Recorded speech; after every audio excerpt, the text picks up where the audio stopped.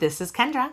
And this is Brianna. Welcome to Camp Comparisons, where she's in one camp and I'm in the other.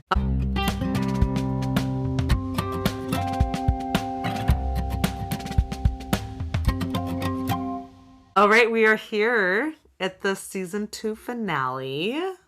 Yeah. What if it's like not actually the finale? What if it wasn't? Yeah, what if there's like a bonus episode?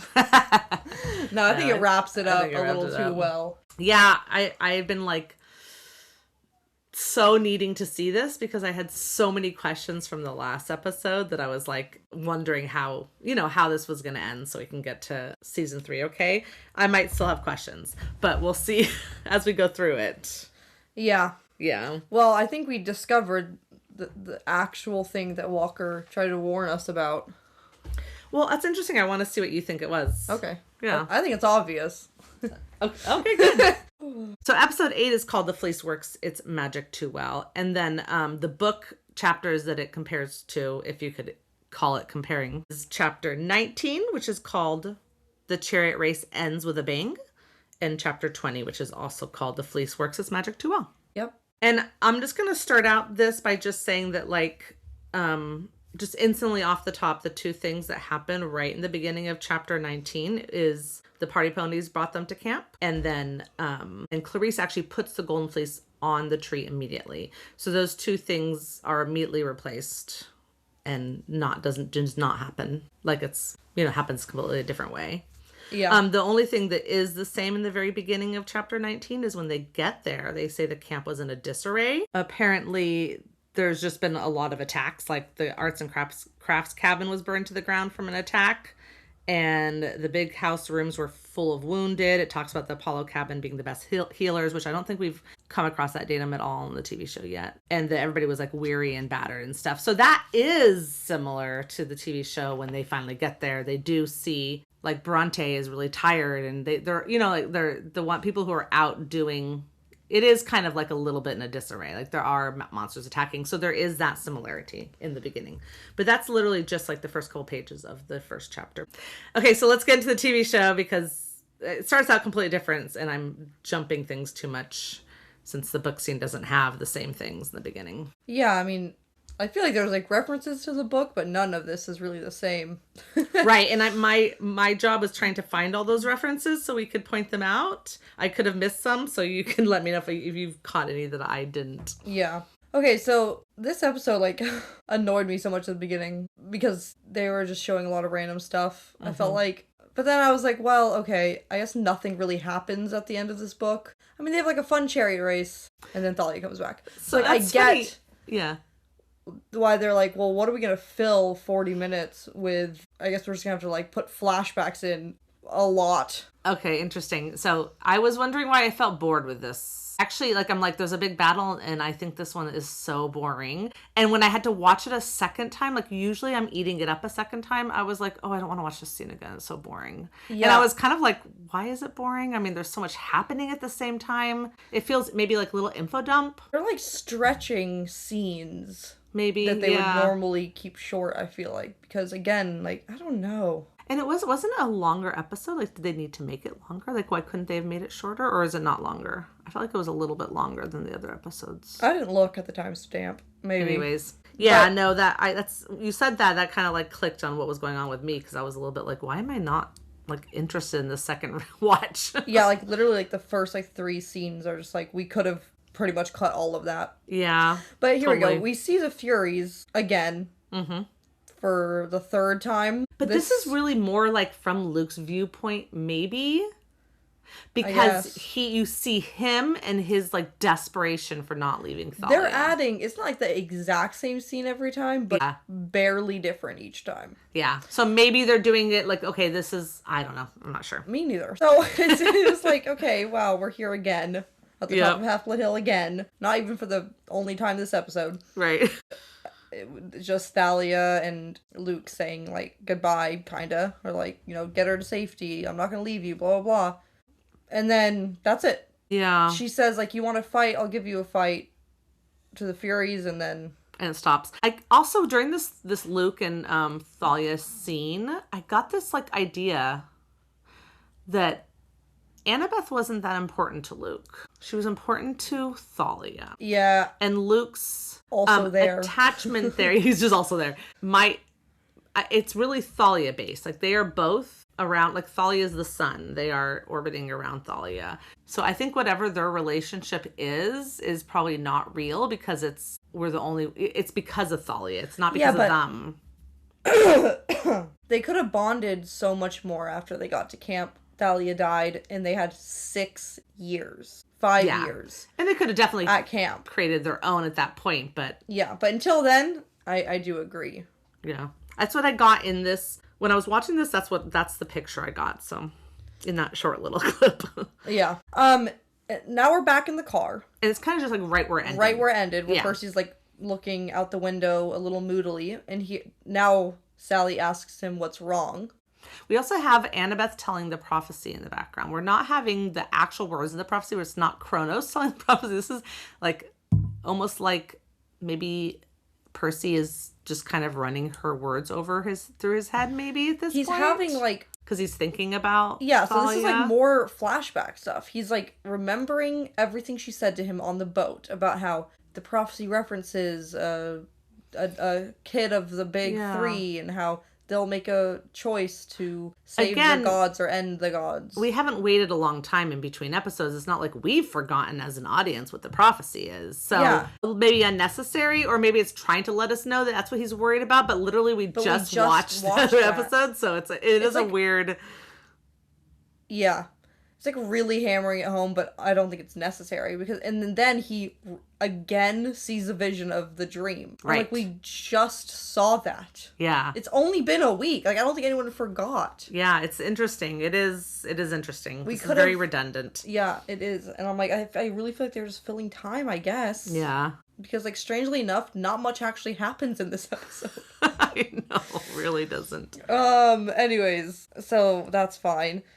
Now the car has to stop suddenly because Blackjack's in the road, and they're like, oh no, Clarice didn't make it because she's not on Blackjack, and Percy's like, I'm gonna go talk to him, don't worry, I know him. I like really that little scene was cute. I know him, and she's like, he knows him. Okay, like he knows Pegasus. Okay, cool. And when he gets out, when Annabeth is saying things like about she is like, ever since she has gotten to like, oh my gosh, Thalia is back, she has become a little kid. Do you notice that? Yes. And I actually think that's actually a really good acting twist, because it's bringing like, oh my gosh, my mom's coming, or, you know, something like that. And Annabeth is all like, oh, and she's going to handle things, and it's going to be so amazing. You know what I mean? And she's just going to solve all of our problems. Yeah. Not cause more. No. And she's reverting a little bit back to how she was in that hero worship of Thalia here, which I just thought was a great, like, whoever was giving her acting tips, which I believe, you know, they have the same guy from season 1, season 2, who they really like, the actors. I think he did a good job on that. Yeah, and even she did it, maybe. I don't know. Yeah. Even in the last episode, when she's like asking Grover, like, so how long do you think it'll take? Is like very, like, not something we've really seen her do, like, refer to him very in that way. Yeah. Like, yeah. So, anyways, it's cool. I think it's cool. Yeah. So Percy comes back and explains that Clarice had to go on foot because there was monsters. Like, there's monsters ahead, and basically they have to get out here and sneak up, otherwise the monsters are going to see them. Sally tries to come with them, which is dumb. Like, I get it, like, her first instinct was like, yeah, I'm coming with you, obviously, but, like, think about it for 1 second. Like, you haven't trained at camp, you don't have a weapon. Also, like, they're half god. Yeah. You know what I mean? They're not just children. They're not, like, I get that they're kids at and you're an adult. At the same time, are they 12 or 13 here? They're 13. Yeah, they're 13 here. I always forget, because Harry Potter starts at 11. I think Percy Jackson starts at 12, and I have to remember that. Yeah. So they're 13 here, and she is a little bit like, these are my kids, I'm an adult. Yeah. I get that. Yeah, but even though they're kids, like, the instincts that they have and the way that they can fight is inhuman. Right. It is. And it's inherited in them. Like, they have it automatically. Yeah. Yeah. Maybe if she did, like, crazy defense training her whole life, but... Well, luckily she doesn't argue with him when he basically says what he says, right? Yeah, it's actually a really, really sweet moment. It is. Kind of goes on for a while. and it just brought me back to season 1 when the Minotaur is out there coming and Percy and his mom have to have a moment. And we said the same thing at that time. Yeah. Like, okay. Like, there's like a monster coming. It's going too long. At least this time there's not a monster actively coming at them. But yeah, when funny. he starts explaining like why he's worried about Thalia and the coin and how it's half him, the good guy, and Thalia, the bad guy, or whatever. Yeah. And I was just like, again, is this necessary? Like, I feel like we've already understood what you're stressed about. He hasn't said that out loud exactly, but Yeah. but it wasn't important. I'm not really sure where it was important, but that's fine. I don't know. But when they hug, there's like this moment I feel like where Sally is like realizing that she can't really protect him anymore. That's funny. I wrote down, I said, this is the moment where she knows that he has grown up, basically. Like, she has to let him be his own person. Yeah. Yeah. And it was just like a really sweet moment. Like, I think that that's what she's crying about more than anything right at the end, is just like, I have to let him go, and this isn't going to be the only time. And like, I cannot protect him anymore. He's too much in this world, and I'm not really a part of this world. Yeah. And then that ends that scene, and we'll pick up at camp in a second. Yeah, but it also ends because Tyson is the one to be like, Percy, we need you. He's also thinking the same thing we are. Like, this is gone. You guys have been talking too much. He's like, I love Sally more than anyone. We have a war to fight, apparently. Yeah, I thought that was funny. Anyways, so I wanted to say that, like, the book does have a scene that could compare, and that's that when he gets back to camp, he's told by Chiron, you need to call your mom.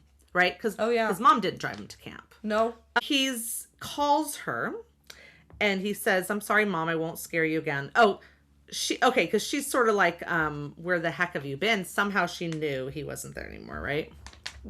Well, we're like, Sally didn't know until they called, and they're like, she's like, why are you guys not at camp? Like, that's where I thought you were. Yeah, but Sally in the books is in contact with Chiron. Yeah, and she does know when they go on, like, she would, oh, yeah. Chiron wasn't there, but Chiron wasn't here either. Anyways, whatever. Somehow she knows. He says that, he says, I won't scare you again. And she says, don't promise me that. It'll only get worse. It's an interesting, like, this conversation's happening where she's like, I know this is your life, and I know this is going to keep happening, right? Yeah. And she even says, he says, I can come home for a bit. And she's like, no, stay, train, but come home for the next school year, right? Yeah.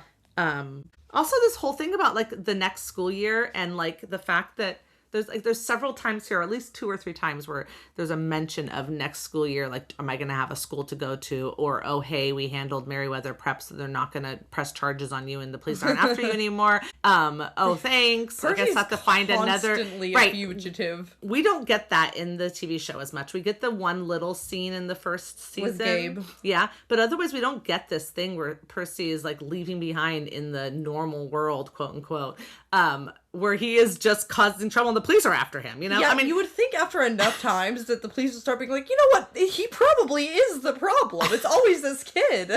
No, because the mist has made them forget that it's him each time. I guess. But anyways, no, so we don't really get that in this scene, which they could have put in instead of filling all this up. They could have put in a conversation about what school am I going to go to, but we never really see the schools, and we don't feel the anguish that Percy goes through on trying to get through a school year in any of the TV show. So maybe it's not really...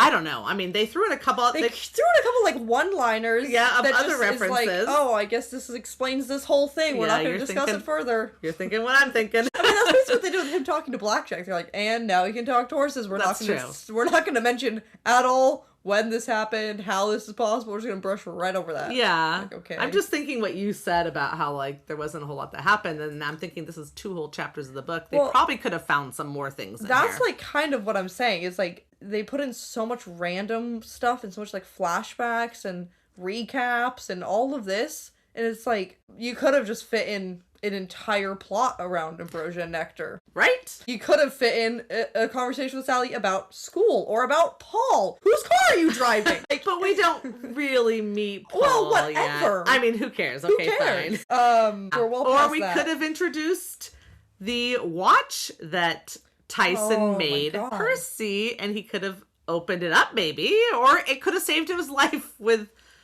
I mean, I guess Tyson saved his life. It's supposed to save his life next book anyways, but the shield. But it does help him in the chariot race, I guess. Okay. Yeah. So there's so many things that I feel like it could have filled the time with. Yeah, writers, and instead, reach out to us. We have ideas. Okay. and instead, it's just the scene on Half-Blood Hill again. I know, it really is. God.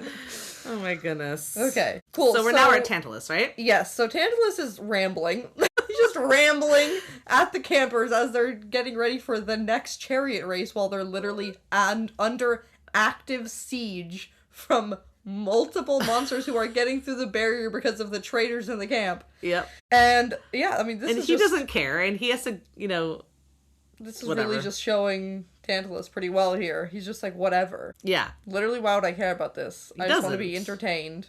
Although, you see what happens for that. He got entertained. He was so annoying. Yep. So then Chris comes and is like, hey, we kind of need to fight. And, like, he gives this whole speech and how, like, camp's gonna die, we're all gonna die. What is Chris's angle here? Okay, yeah, so the first time I watched this, I was like, thank you, Chris. Someone needs to stand up to him. The second time I watched this, I was like, why are you doing this? Just let him be distracted. Lure campers into the forest to get them killed by the giants he's letting in. That was my thought. I was thinking maybe he thought if they were all out there patrolling, maybe there'd be less like around to see what was happening, or like you said, maybe they would be more out there and easier to round up without Mr. D being around. I don't know. Or without Tantalus being around. Like maybe it was a faster way to get them. Yeah. Or maybe he's trying to also make a stand of, like, we want you to come on our side. Look how stupid your authorities are. Maybe. Although I don't know. Just playing the part really well. I know. I really was wondering the same thing the second time. I was like, okay, wait a second. Yeah. This sounded right the first time. Doesn't sound right now. I mean, they really do, like, a switch around here. Like, they lead you to believe that Chris is at least not yet working for Luke or not whatever, like, until, like, the last second. Although the minute she saw him in the forest and said, okay, you guys are gonna escort me, I thought, is Chris the traitor? I had that thought. I was right like, then. Oh, this might not be the best person. But then, like, yeah, anyways, so maybe it's really just a misdirect and there was no more thought behind it. Could have just been a misdirect. They were like, let's not think about it too much. Yeah. Anyways, so then Tantalus finally picks up food as he's ranting about... Did you know that he was going to die at that moment? Yeah. I was like, oh, you got food? You were about to go somewhere. Maybe you'll just disappear. I don't know. Like, there's no way you're going to be able to eat this, so what's going to happen? And the fireball's going at him, and he what is this line? He says something like, great. Or something. Or like, oh, really? Or something, yeah. I would have taken a bite in that split second. Yeah. Faster. It is really funny, though, and then he just blows up into, like, dust. And so this scene is supposed to compare to the scene that I've already talked about in the last episode when they're on the ship at the Iris message and Mr. D sends him off like right when he grabs a hamburger. Yeah. Yeah. Very funny. Why couldn't it be a hamburger? I don't know, but I do wonder why he could pick up food here, because in the book I got the impression that Dionysus let him pick it up just to send him away before he could eat it. But here he says, like, the gods have lifted my curse because they know I'm right. Yeah. About what? About not fighting? Because the chariot race, obviously. He just wants to be right. I don't know. I think it was just a nod to this point in the book. Maybe it was actually, I mean, yes, you're right. But in canon, maybe it was actually Hades. And he could sense his impending death. Maybe. And it was like, for 1 second. I just want you to touch food. He was just checking in at that moment. Isn't he already dead? Like, how does this really count? I mean, I'm just wondering. Like, he's just going to go back to his field the underworld. That's why there's, like, no body. Like, he just blows into, like, dust. Yeah. I mean, also because of, like, the PG rating, but... Because he's already undead. There was bodies all over the place in this episode. Yeah, but watching someone get blown up is a little more graphic. Like, there would be like chunks and stuff. Okay. Like, I'm just saying. Yeah. That's true. Okay. Anyways, so that was funny. Now we see the archers. Yep, Bronte. And they're shooting. Yeah, why are they shooting? I don't know. Why don't they save their arrows and just wait while the monsters are banging? I don't know. Okay. It doesn't seem like they're being very effective, to be honest. But it's fine. That's because Annabeth isn't there. Yeah, I guess so. And then we see the quadro of them, of our friends watching. In the forest. And they're hiding, and I was kind of wondering why they were hiding, but I didn't think about it too much until they got found. And I was like, oh yeah, they are like enemies of the camp now or whatever. Anyways. Which at that point, I have to do my... Yeah, when we get there, but we're not there yet. So, the barrier is still there for now. You can see that the lightning is, like, not letting the fireballs through. So cool. Then Tyson's like, oh, what's that sound? And a whole convoy of vans and stuff arrive. The thought of like giants traveling in vans is just really funny to me. Like they're all just like standing in rows. Like in the back of like a moving truck. I was glad there wasn't going to be some way that Luke was like going to open a portal and let them all in, which he already said he couldn't do. But I was like, okay, good. It's vans and fully ruins the whole premise of book 4. If Luke could do that. Totally, and it's vans, trucks, and like army vehicles. Maybe I couldn't tell, something like that, or big Hummers. I don't know. A lot of. There was a lot of vehicles, and did you notice there wasn't that many people? Nope. Or that many monsters, really. Nope. No, the only monsters there were the few Lastragonians, and he only got one inside. I like to believe that all the bad demigods were all like, no, I want to drive. No, I want to drive. So they all drove. That's great. I love that. No, but seriously, they all gather, and I'm like looking at his people. I'm like, that's all you have? Where are they? Yeah, it's not that many right now. Weird. I mean, he's building. But he makes a great point, Luke does, where he's like, well, the barrier doesn't stop demigods. Yeah. It's like, that's true, actually. Like, I know that he'll end up letting in, like, a lot of monsters when he finally does the siege on camp. And the monsters are the things that make the big difference, because he really doesn't have that many demigod followers. It is a lot of monsters. Well, except for that, I don't know how we're going to do this, because they're not doing all these wild monsters, because CGI or whatever is a whole thing. Yeah, I was going to say... These Lastragonians are like people. They're really tall people. And they're, like, the only monster this whole season. I mean, like, okay, like... There was monsters in the Sea of Monsters and stuff. But I mean, like, whenever there's, like, a bad guy monster, it's like, it's just another Lastragonian. Yeah, or it's a demigod who's turned. Yeah, so I don't know. We're going to have to see. Maybe at season 4, their budget will be bigger. I was going to say budget. Because they're going to need to do something if they're going to... Otherwise, if the demigods can just walk in, then there's no reason for the whole season 4 to happen. Tyson is, like, listening in and repeating what Luke is saying. Yeah. Very helpful. It is helpful, so the guys know. And isn't this where he says there's a team in camp? Yes, and he says, he repeats this line of Luke's, which is like, there's a team inside, and they're, like, letting in the monsters. And I was like, okay, good, so we do have betrayers. Because, again, with this whole Chris thing, I'm like, do we have betrayers? Like, is Chris just a different character now? Like, what's happening? So I'm like, okay, there are betrayers. And I was wondering if we'd see Selena, honestly. But... I don't know. I don't think they're ready quite to, well, they can reveal it to us, maybe, and not to the other campers. I didn't know if we would, because, again, I didn't know what was going on with Chris. Yeah. And then Allison is, like, giving these orders about, like, we gotta bring the tree down. Like, you gotta finish what you started. I'm like, who gave you the authority to tell Luke what to do? I have thoughts about that, which I'll tell you later in a certain scene, but yeah. I mean, it must be Kronos. No, I don't think so. I don't think she's off of Kronos' orders. Not, like, off of his orders, but I mean, like, she must have the confidence because, like, maybe just how Luke's kind of close to Kronos, maybe she is too. And that gives her, like, the confidence to feel like she's second in command. Oh, so you're wondering, like, why she feels like she can just start giving orders. Yeah, no one else. None of the other demigods. I think she 100% thinks that Luke is not fully with it. There's so many things she does that goes to show that she, like, absolutely... Also, like, she doesn't like Luke's priorities. She wants to kill Annabeth. She shoots her. She wants to get rid of the tree because he keeps saying, it's like she's almost directly against Luke. I noticed. I was like, she's really anti-Luke's friend. But at the very end, they even bring up that it was part of Kronos' plan to heal the tree, even though we don't get that idea at all in this season, but it's mentioned at the end by Chiron. So it's like... Well, I think that plan... I don't know. It's a little confusing, but I feel like Allison is almost like trying to put Luke in his place where she thinks his place is, which isn't the leader, you know? Yeah, but I'm like, Luke, I don't know why Luke's putting up with this. Like, isn't she just like an Apollo kid? Right. Didn't they say that earlier? Yeah, but he's just a Hermes kid. Okay, I get it, but like, what could she really be bringing to the table? Like, just kill her.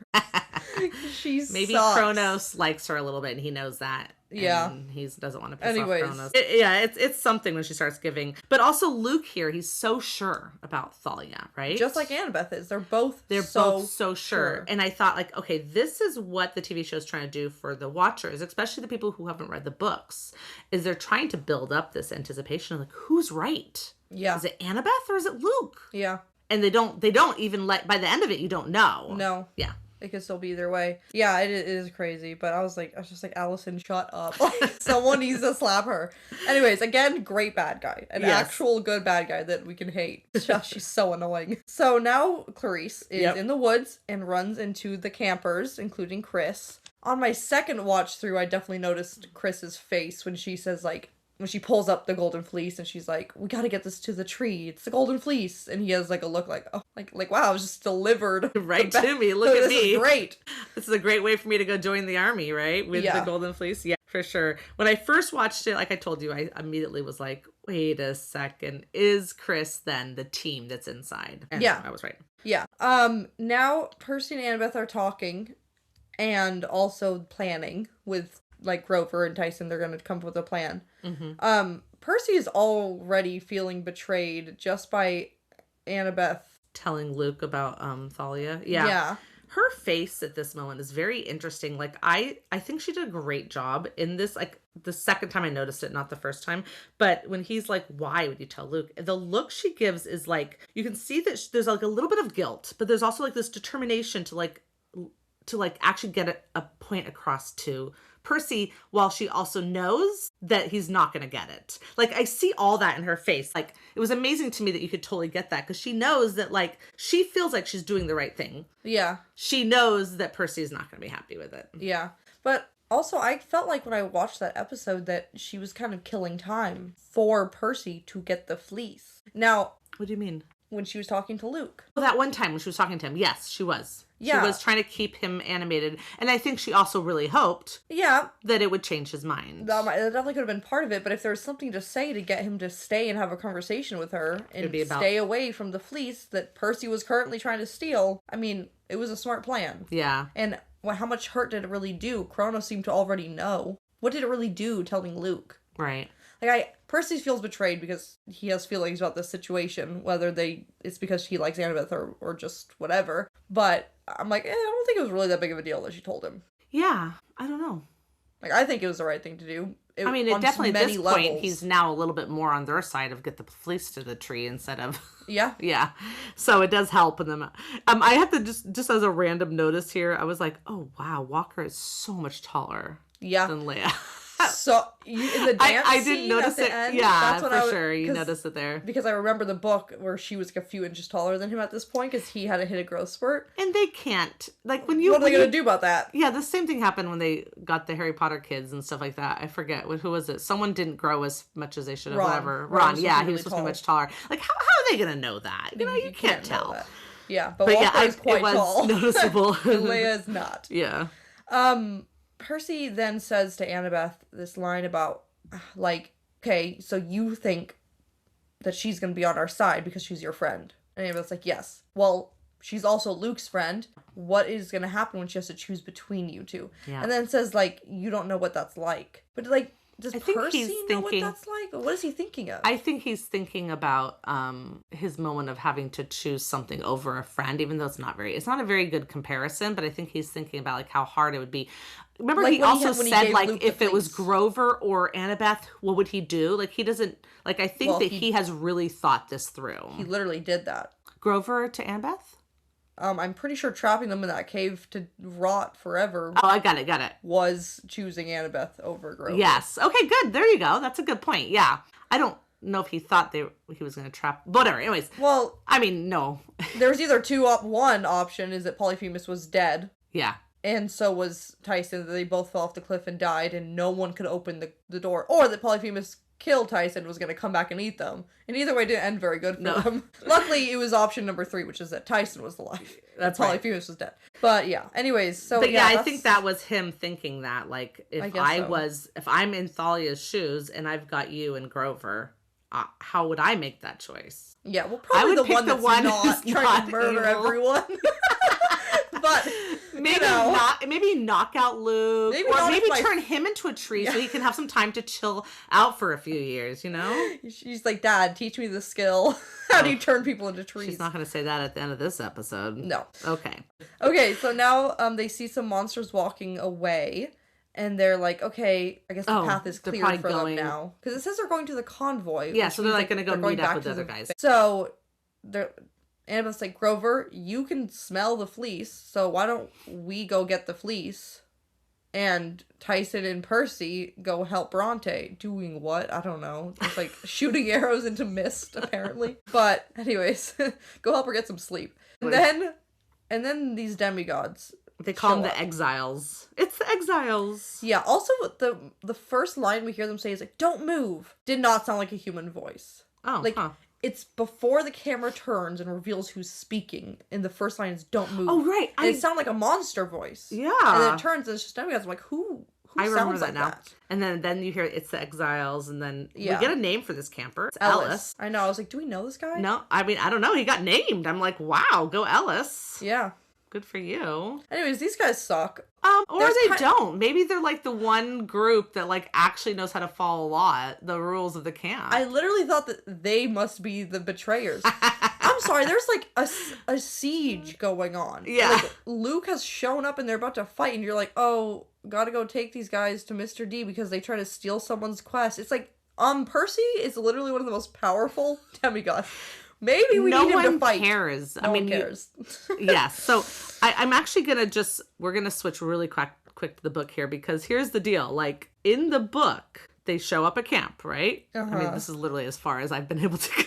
The only thing that's the same in this whole thing is they show up to camp. I'm just joking. And it says in the book, nobody gave Annabeth or me a second look. It was as if we'd never left. So they are literally just ignored. Like, everybody was just like, we're just going to pretend that you never left. I mean, he literally says that they're just going to like act like nothing happened, so they don't have to like actually do anything about the fact that they, violated the rules and needs to be expelled or whatever. Yeah. So they just like, the handling for that was just everyone in the whole camp was just acting like they're just another camper. Yeah. And they really do just not treat Percy like, I mean, he's like saved everything last book. I know. Even in the books, they just don't treat him like he's something special. I know. It is so that funny. is a comparison. I think that they're honestly like a little just jealous? like how it could be jealousy, but also like just like how the other gods are angry at Poseidon for breaking this rule and having this kid. Mm-hmm. I think that's passed down to the kids a bit as well. Like, they're probably also not really happy. Well, also, that Percy's even here. The kids in the camp are very loyal, whatever, to their parents, to the degree, like to their godly parent. Like, and so, like, if Athena is mad at Poseidon, the whole Athena cabinet is mad at Poseidon. That's how it goes. And so, like, so that's what I'm saying. Is if all the gods are mad at Poseidon, then for the having campers these kids, they're are all not mad going at to him. be so happy about it either. That's very true. And of course, not all of them. Some of them are his friends or acquaintances. But yeah. And then also what happens in the book at this point that could compare back to the scene of Tantalus saying we're going to do the chariot race is that they actually are going to do a chariot race.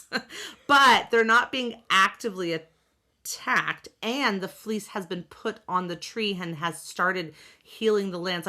Like the border has started getting strengthened already. Yeah. Like there's no girl pops out of the tree immediately when the thing goes on. And they're like, okay, good. We have finished the quest. We are in a good spot. Let's do the chariot races now without the birds attacking us, the monsters attacking us. Like, it actually makes sense. Yeah. They're like, that was kind of fun, except for the imminent death. Yeah. And the fact that, everybody couldn't finish except for somehow Clarice still did. Yeah. Yeah. Yeah. Anyway, so that is that for the book. Yeah, they're just back to like regular scheduled summer camp activities, which we don't really get to see a lot of. It's like only if it's plot relevant, basically. Yeah, exactly. So I forgot to say that Percy's like, fine, take us to Tantalus, and then the campers are like, Tantalus is dead. Tantalus got like something about hit by a fireball, and then Percy's little smirk. Yeah, it's good. He's just like, it's just a split second. He's like, that fits. Yeah. Okay. He's like, well, that's probably for the best. And then he's like, well, then who's in charge of camp defenses? Obviously, Mr. D. It just goes straight from the question, who's in charge of camp defenses, to Mr. D singing, I am my own great grandfather, which, by the way, is a named camp song in when they're doing campfire songs. That's really funny. And it's a reference to a real song called I Am My Own Grandfather, or I Am My Own Grandpa, which is a real song that sketches out events that take place of like, I married someone and my dad married her daughter, so my dad is my stepson-in-law, but my dad is also, but my stepdaughter's also my mother. And then it just keeps on going until it explains how he ends up being his own grandpa. That's great. That's great. And that makes sense because I real... think all the other campfire songs they mention are all like a version of like a real song. Campfire so that's really hilarious. So this is just funny because there's like immortals involved, I guess. And that's why it can be great. Especially because, like, yeah, if you can suddenly marry the, you know, whatever, because you're immortal. Yeah, you can marry all kinds of people, like marrying your siblings that they do multiple times in Greek mythology. Anyways. Gosh. And there's all these, like, young kids sitting around him. Do you notice that? Yeah, it's like all the young ones, Maybe they're not out there fighting or picking up for the chariot race. I don't know. Yeah. Anyways, Mr. D would definitely not do this.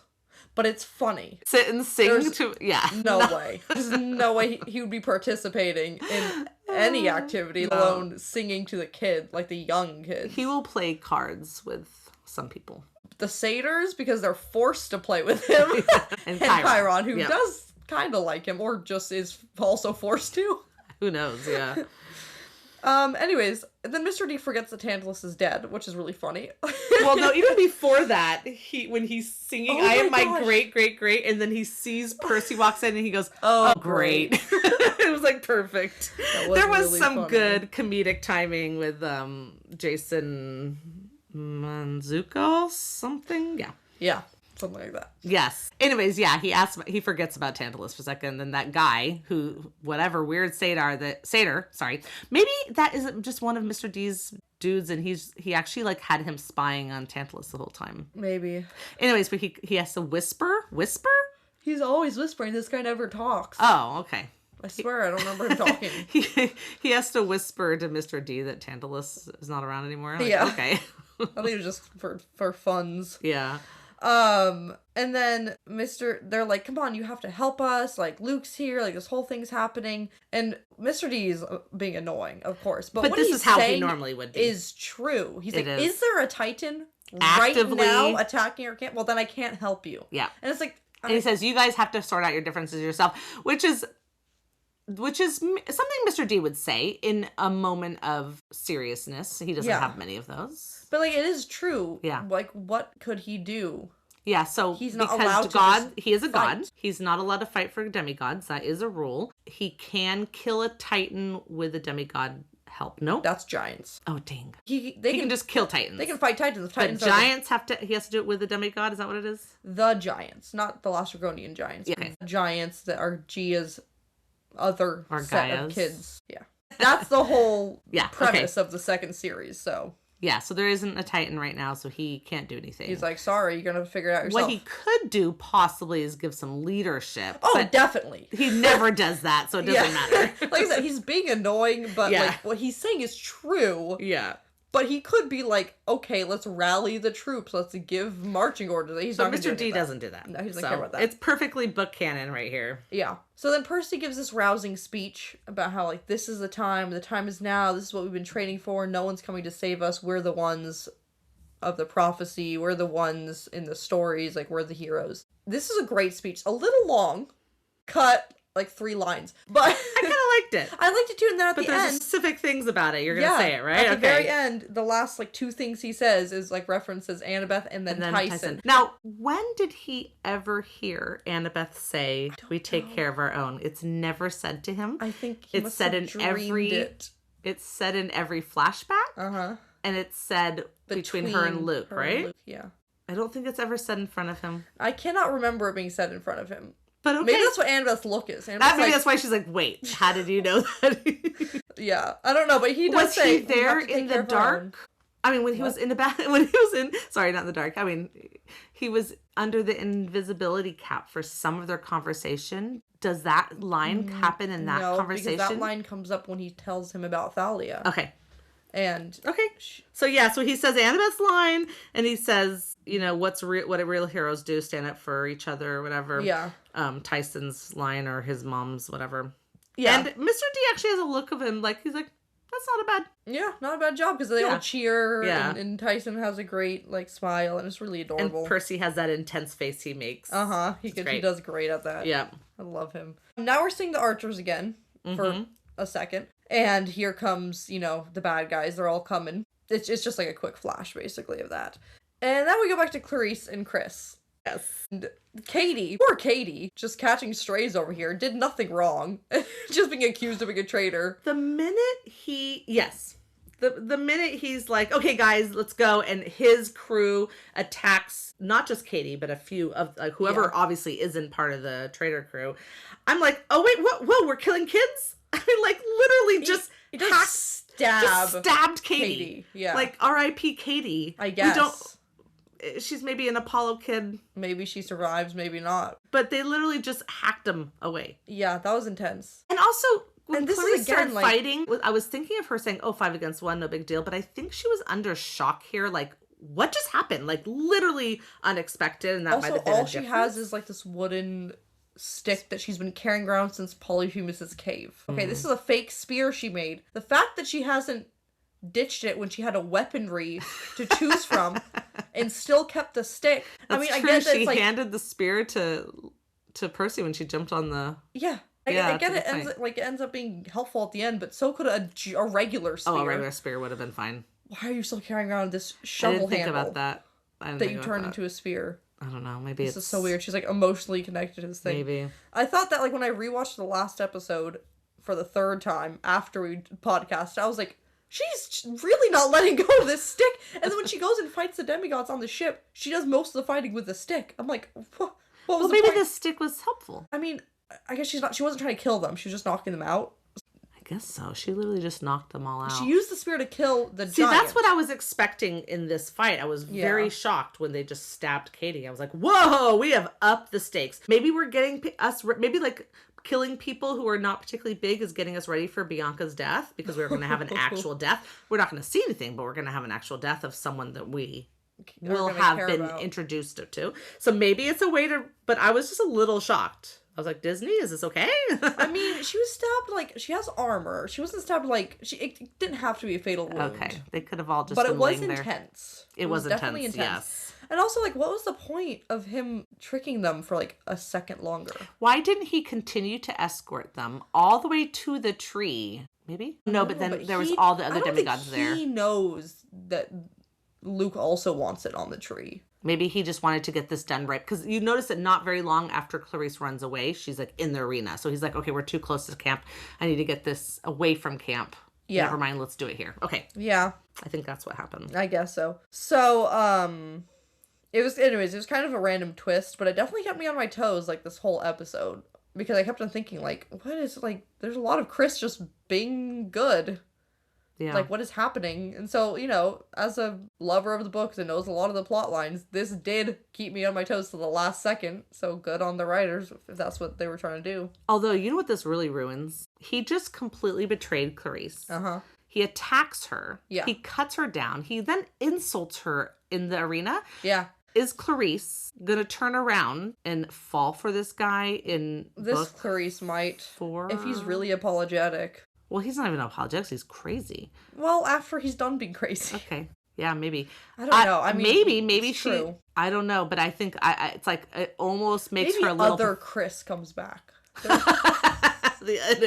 all this time it's the other Chris. No, because you know what? She had a little crush on this Chris at the beginning. This new Chris. This is the one she had a crush on. No, but you know that other guy that we said other Chris? They actually called him by name. I totally forgot to write this down. They called him a different name in the last episode. Oh.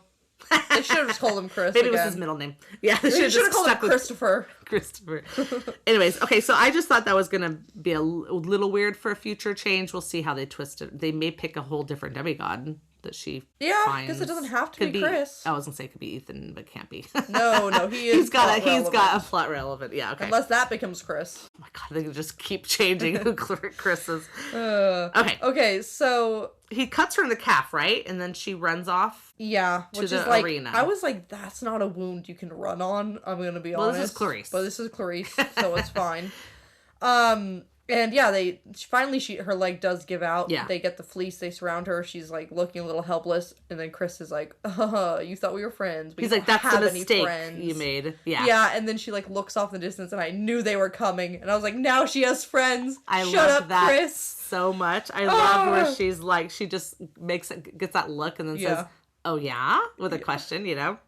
And then they come, they get the fleece, they get Clarice, and it's great. It's just a good scene. Yeah, the only thing completely unreal about the whole scene is how they get Clarice and then they head towards Chris, and he's of course running with the fleece on the side that they're like just easily for they could just reach out and grab it from him. I'm just like, okay, he's just a dumb. Like move the fleece to the other Yeah, side. like what are you doing? I think that one lesson at camp that maybe needs to be implemented more is how to not let people take things out of your hands. Oh, right. They all Because suck it's just at happening nonstop. Listen, it's called grip strength. Use it. I was just like, oh, okay, there's the fleece. That was fast. Good.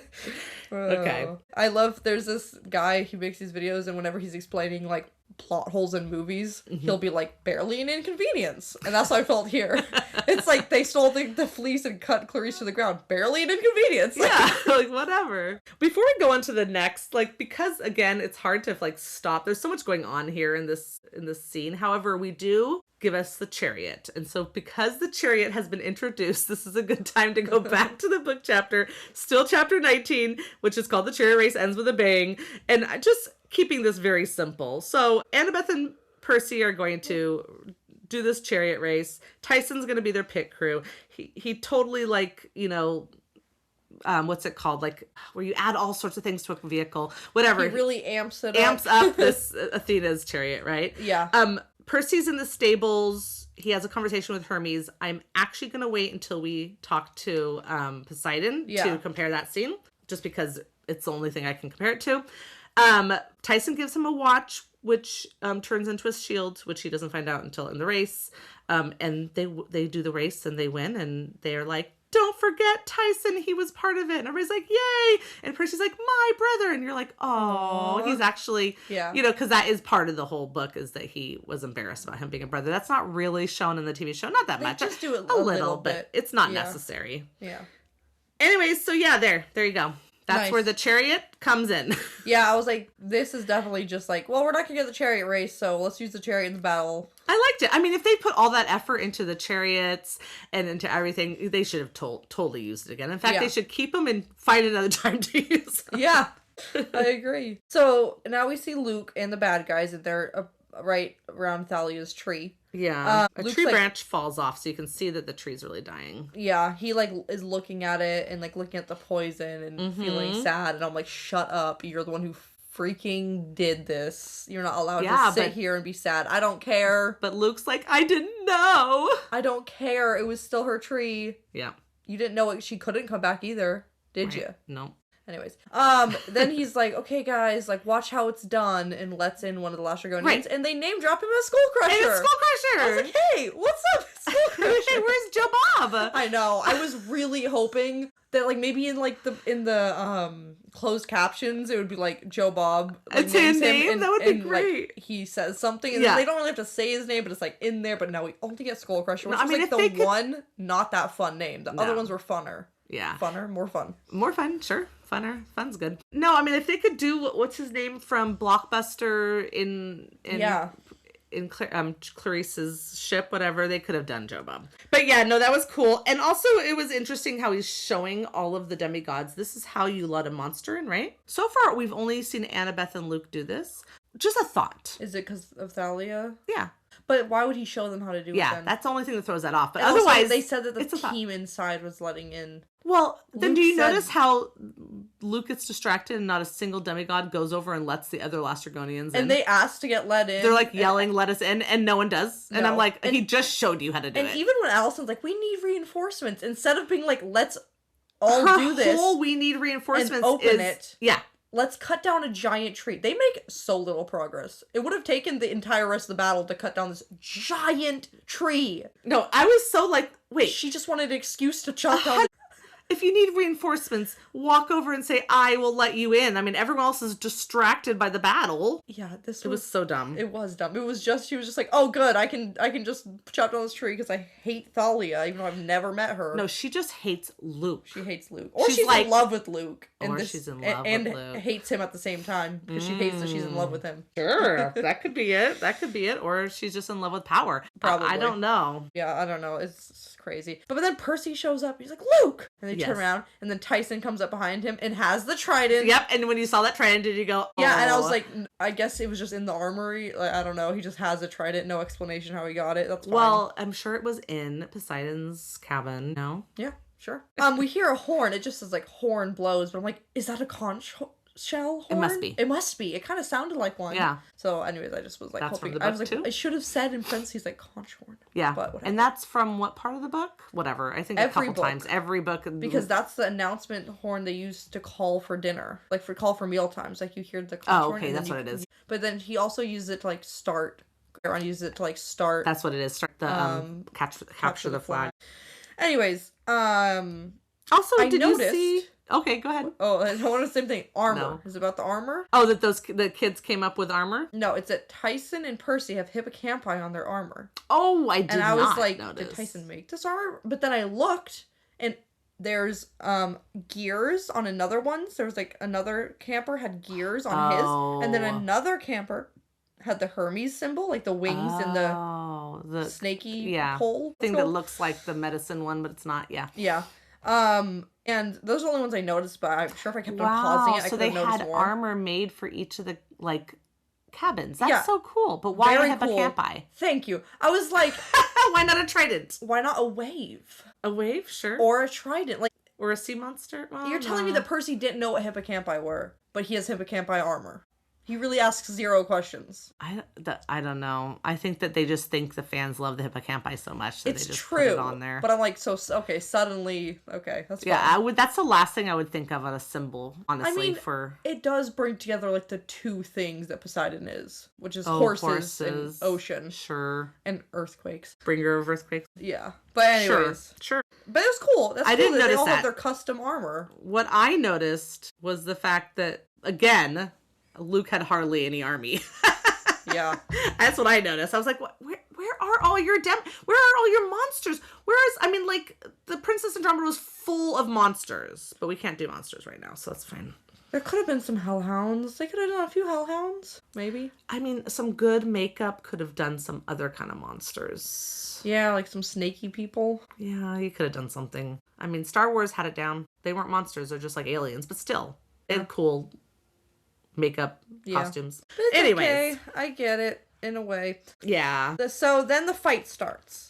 And I'm like, okay, not bad fighting choreography, actually. It was good. I feel a little like, I don't know, like going back and forth on this thing. Yeah. I think Percy's showing real skill here. He's doing like, a good job. Good, because he's supposed to be really good, especially in, like, the more chaos, the better he is. Yeah. You know? I showed you, I think I sent you maybe a picture of the 2, what's it called? The stand-ins or the stunt doubles for Luke and Percy. Yeah. When they did the sword scene at on Princess Andromeda, the one that we were very critical of. Yeah. And So the whole time it was stunt doubles doing that.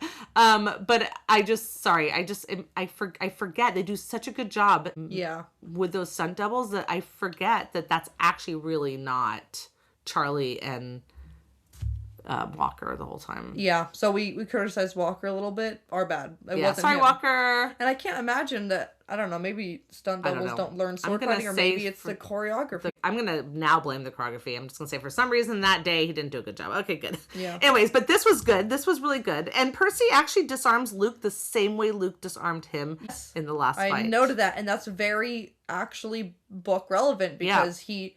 Often when he fights with Luke, even when he's just fighting with Luke, he learns new tricks. Yeah. And also, Luke did teach him how to sword fight. Yeah. Well, Luke decides instead to just beat him up, so. Yeah, just starts wailing on him. He has no sword, so he's just gonna punch his face over, and oh my god, that was, like, brutal. I had a hard time watching that. Like, oh my god. Like, I didn't even know he had this much anger, but this was, like, real. I was like, okay, Luke is actually the bad guy. Like, yeah, finally.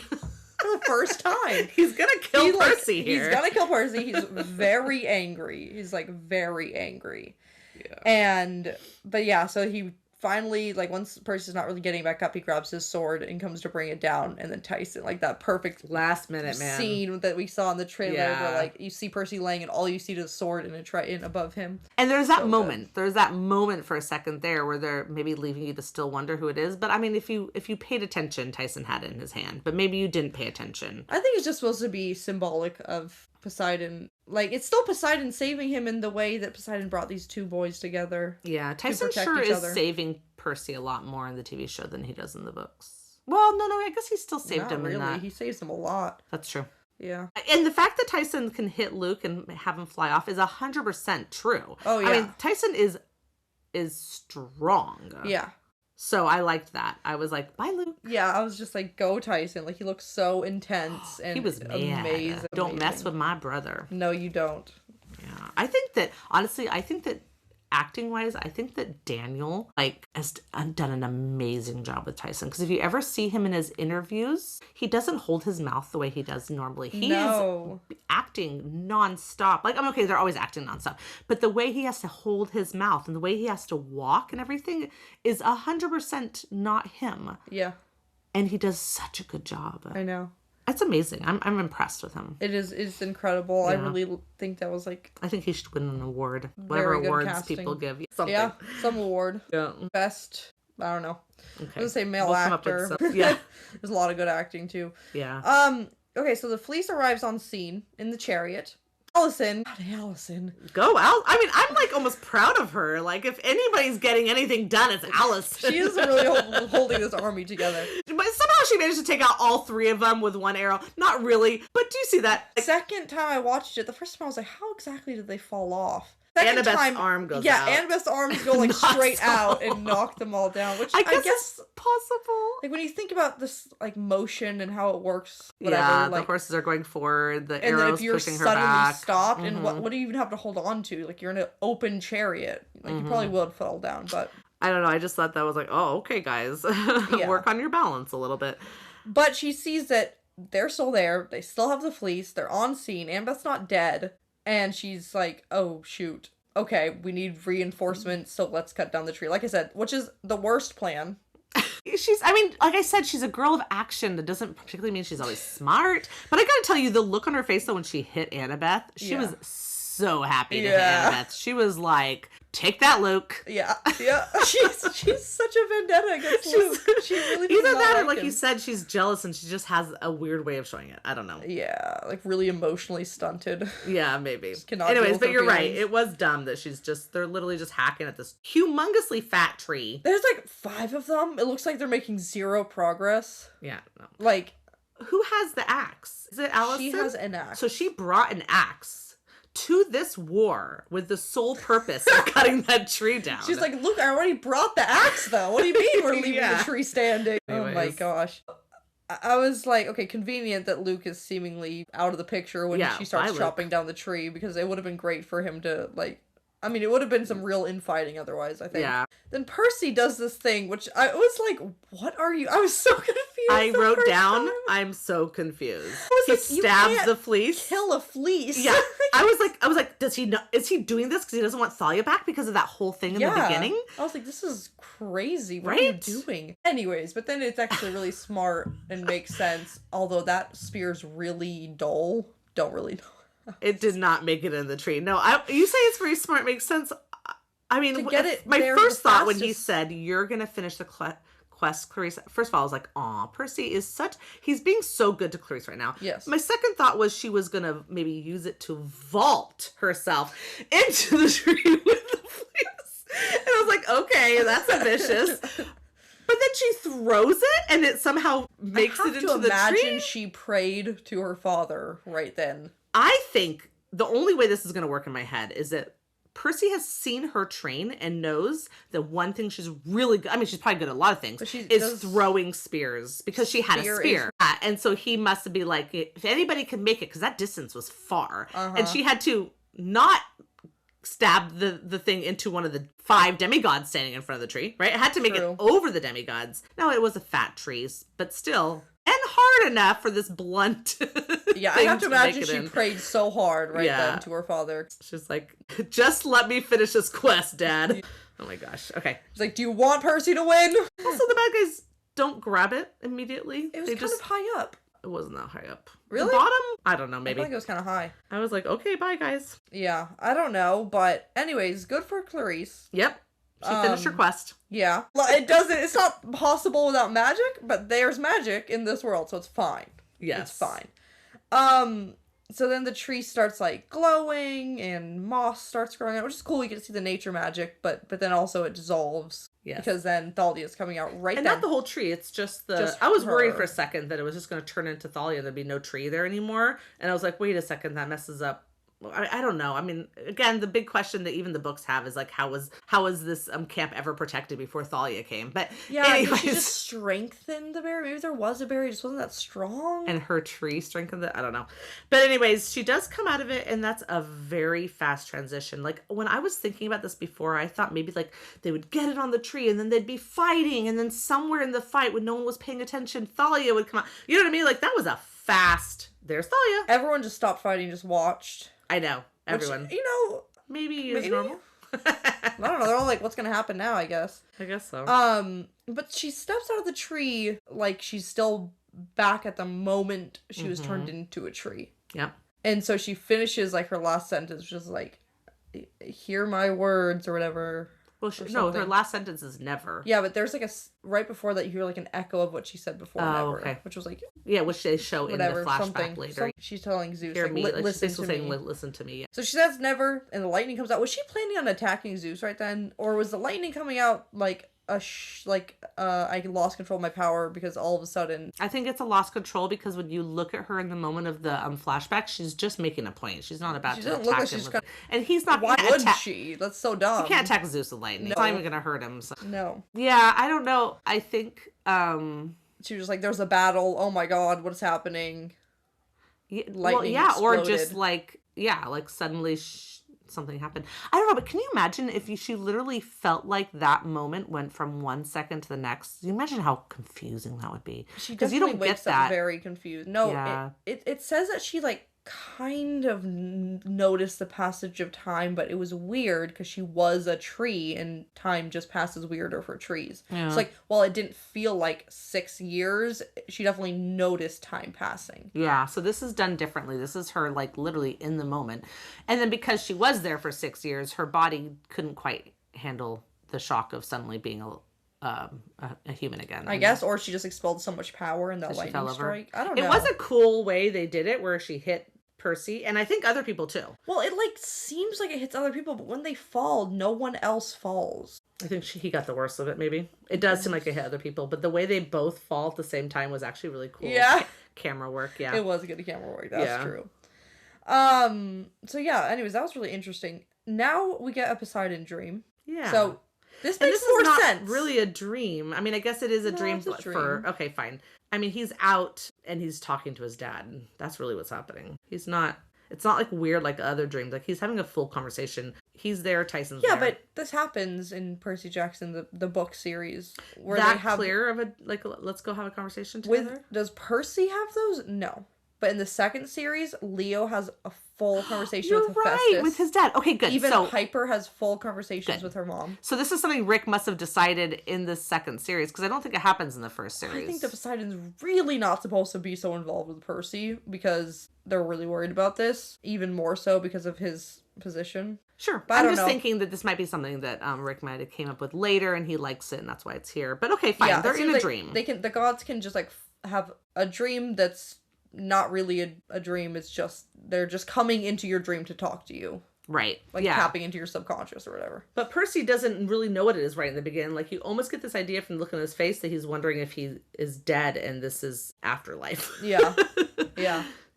For sure, which is funny because he's been to the afterlife and he knows it doesn't look like this, but maybe he thought he got to say he didn't get to go into first. He didn't get to go into what's it called? The nice place for heroes. Yeah, but you have to go through the process first. Oh, you're right. Yeah, you don't just like show up there. Okay. Anyways, I was just so glad that it was a dream. Because I was like, oh, I cannot believe the Poseidon just like shows up at camp and just talks to a person. Like, this is crazy. Yeah, I remember that. But yeah, no, it's just a dream. So that's fine. That's acceptable. They talk about how, I'm trying to remember what happens first. Yeah, they talk about how he's the kid from the prophecy. Yeah. Or is that after? I don't know. I didn't keep track of all of the conversation here. Like, it was Percy mentions that he tried calling him before. That part I wrote down for some reason. No, I did write what happens first. Okay. So Poseidon basically says, like, that the time of the great stirring has begun, and I need my son by my side. Yes. But then looks off past Percy, and then and Tyson Tyson comes shows in. up. So I would like to say that when he said a great stirring is underway, I was like, hold off. Wait a second. That's from something. That is from something. Yeah. So I will tell you what it's from. Okay. It's from The Titan's Curse, and it's from Dr. Thorne. Oh. Dr. Thorne, is that what it's called? Mm-hmm. The big manticore. Yep. And he says to them, the great stirring, not a great, he says the great stirring is underway. And it's like right before, the whole cliff, whatever thing. Bye-bye, Annabeth. Yeah. Yeah, she dies. No, she does not. Anyways, no, so that's interesting to me. It makes me think that the writers were already like reading and writing, like reading ahead for, on Titan's Curse. And I don't know, they decided they like this term for like what's coming. Yeah.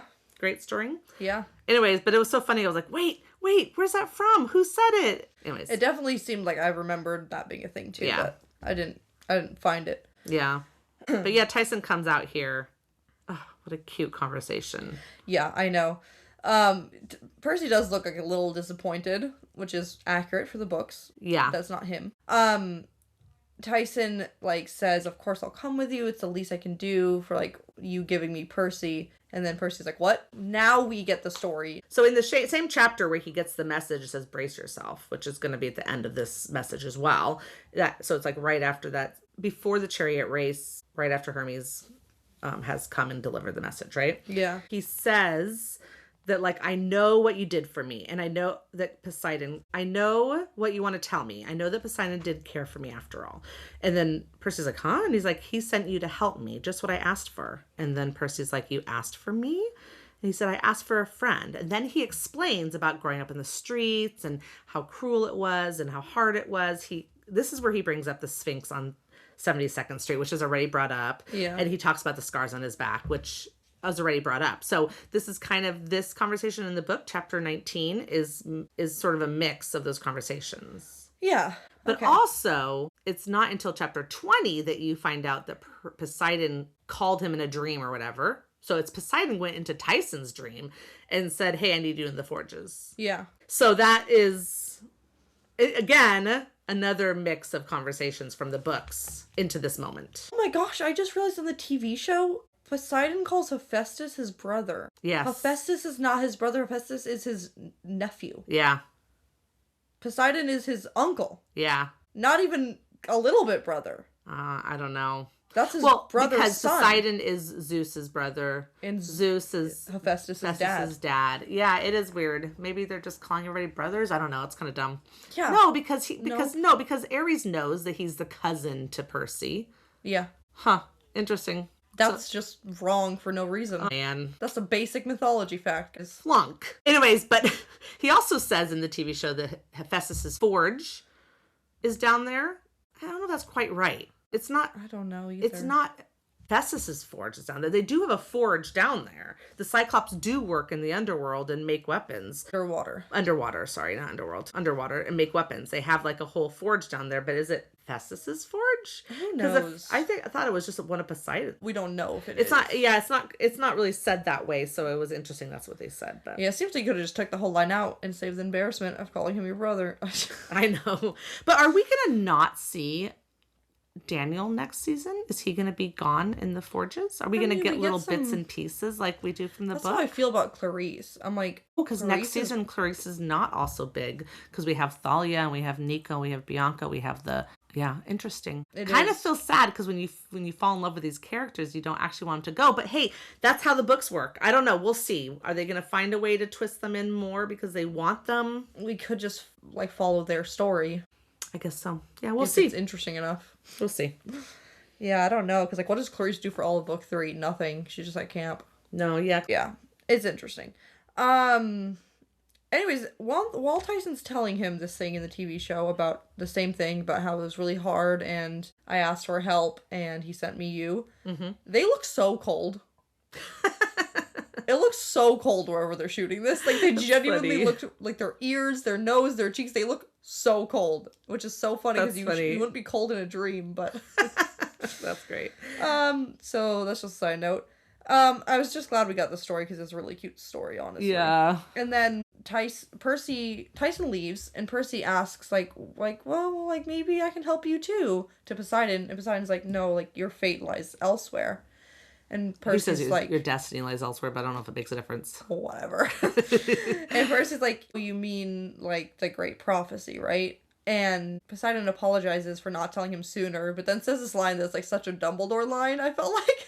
Which is like, well, there's never really a good age to tell you that the entire fate of the world rests on your shoulders. Right. It's like, that's fair. That and just like Dumbledore kept trying to wait to let let Harry have a better life. He was trying to do the same thing, let him be somewhat of a normal demigod before he had the weight on his shoulders. Yeah. And then Percy's like, so is this the only reason why you had me? Like, just to fight your battle for you, to fight your war for you? I like his answer. His answer's so good, and I think it shows, it's like, let's paint Zeus and Poseidon as opposite as we can. Right, which is not as clear in the book. It's not as clear in the book. Because we're clearly painting Zeus, like perhaps he did only have Thalia to fight this battle, which doesn't really make sense, because, like, what about Jason and, like, all that? Okay. Jumping ahead there. But anyways, Poseidon says, there's some wills even more powerful than the will of the gods. One of the things is fate, and the other is love.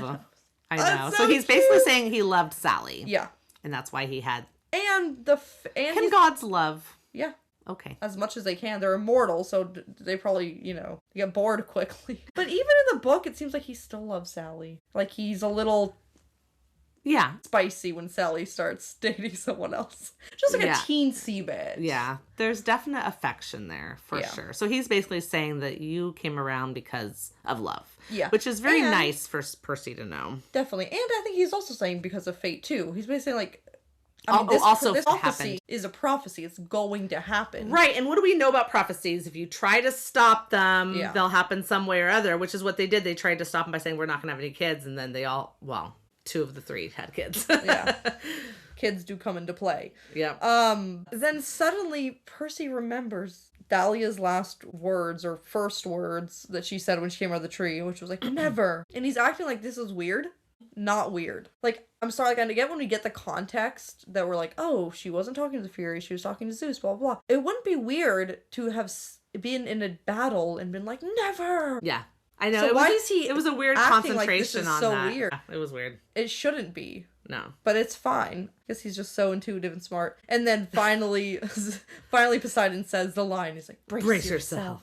And it's much more touching and sweet than like a whole letter delivered by someone else. And the whole letter just says brace yourself. And Percy's like, thanks, Dad. Yeah. And okay, good. So then that takes us back to... the difference between this TV show and the book, which is also a similarity, is the fact that he does talk to a god. He just doesn't talk to Poseidon. He talks to Hermes. So, in this case, Hermes shows up, has this conversation with him about, like, he's like, I tried to kill Luke. And he's like, godly families are a little messy. Sometimes we kind of do those things. We should just try not to maybe kill each other. It was like some kind of conversation like that. Just like so funny, So would have been perfect for Lin-Manuel Miranda. Okay, did I do it right? Yeah. For him. I could have seen him have that conversation great. But we do get Martha and George here, which every time I read Martha and George, I get sad knowing that we won't see him. I don't know. Like, maybe just like a random season later, they're like, George, the way Nectar showed up, which is coming up shortly. It seems like we never have to give up hope on anything. That's true. One day it'll just pop up randomly. So he gets a letter from his dad. But anyways, in the conversation with Hermes, Hermes asks him, because he's talking about Luke here, he asks him if he thinks his father ever abandoned him. He's like, do you feel like your father ever abandoned you, Percy? Yeah. And Percy's like, I wanted to say only a few hundred times a day. I hadn't spoken to Poseidon since last summer. I'd never even been to his underwater palace. And then there was the whole thing with Tyson. No warning, no explanation, just boom, you have a brother. You think I deserve a little heads up phone call or something. The more I thought about it, the angrier I got. I realized I did want recognition. I did want my dad to say something to notice me, right? So here it's like, again, this is like not the same. This is an opposite. We are still showing complete neglect. Yep. As a dad, but that is not the theme on this book. On this TV show. I know like Percy's feeling this way, and it's fair in a way. But also if you look at a lot of the other godly parents, what did Poseidon do for you this year? He Sent gave you you a a brother. protector who literally got you through the school year. You weren't attacked because Tyson was there. Yeah. Okay? And then he saved your butt 100 more times during this quest. He sent you the hippocampi. Percy prayed for the hippocampi, and the hippocampi came to save him multiple times. No, I mean, he's being a bratty 13-year-old boy right now. And it's fair, because compared to a mortal dad, he is pretty abandoned. But compared to a godly dad, he's pretty good. Yeah, it really is true when you think about it. And Hermes actually has this little conversation here where he says, the hardest part about being a god is that you must often act indirectly. Exactly what you're saying, right? Poseidon acted indirectly. And then he says, especially when it comes to your own children, if we were to intervene every time our children had a problem, well, that would only create more problems and more resentment. I believe if you give it some thought, you will see that Poseidon has been paying attention to you. He has answered your prayers. Yeah. Right? Yeah. So Hermes is communicating this. So again, being a comparison podcast, I'm just comparing the point that they were both gods having a conversation, difference being that this is directly Poseidon letting him know that he cared about him. Yeah. Yeah. But when he does get the letter, he's angry again. He's like, really? Well, then he gets the letter. He opens, he's like so looking forward to this letter, and it says, brace yourself. Yeah. He's just like, He like turns really? it over. He's like, yeah, that's nothing it? else. Yeah. That's Yeah, crazy. Percy in the books is again and again and again angry with the gods. Yeah, he is.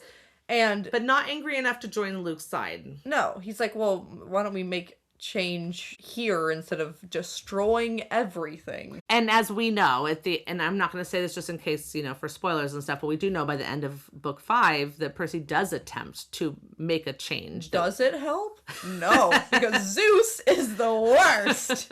But that's okay. But he does attempt to make a change, and he does have an idea of it, so that's good. I mean, it is does a difference between him help. and it is a difference between him and Luke. He is logical enough to realize that While Kronos, the things suck- evil titan, is not the right person to run the world. Yeah, it's like, well, things suck. That doesn't mean like bulldoze all of civilization and start again. Yeah. Like that's like a little extreme. It's like, well, why don't we work on this a little bit? I mean, it's more extreme than Thanos and his. Like, at least he kept half the civilization. Snap. Also, if you could snap and make any wish for double the resources. Are you dumb? And I can't even get into okay, that. that's a different wrong fandom. Okay. So Percy wakes up. They tell him it's been 3 days, which seems to be the common amount of times that fantasy people are out. 3 days, yes. 3 to 5 days. They mentioned that they gave him nectar. Oh, no, they mentioned that Chiron allowed the nectar to be used to heal campers. That's what they mentioned, that like they were allowed to use the stores of nectar. And I was just like, Maybe they have a limited supply. yeah, is this their excuse for saying, oh, we've never brought up nectar yet, is because you have to get some kind of permission for it? Yeah, it's like, well, we haven't had a giant battle yet, so obviously that's why. I literally was like, oh, it was a little bit like, thank you, good, nectar has finally made it in because we do need it. Yeah. And then it was also like, really, it could have been mentioned in one sentence anytime earlier. But okay, good, Yep. we're here. Yep. There's not much you can do about it. It's okay. They do this funny scene where they tell him he drools in his sleep. know. It's adorable. It is. Then they are walking up to the big house, and they wrap up the whole battle in 2 sentences.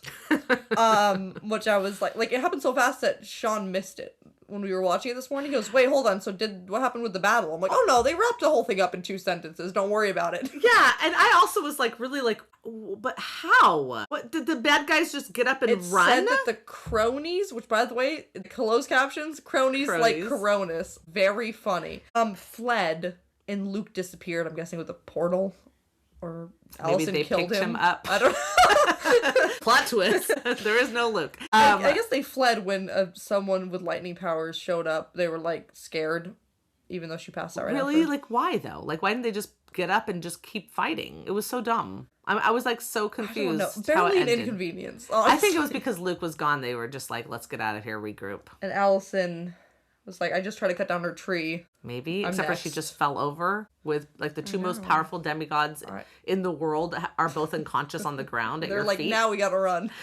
Okay. Anyways, they're gone. Maybe they thought Zeus was gonna come. Maybe. They're all trying to get Zeus a little bit. Yeah, that's true. They're like, he saved her once. Anyways, I don't know.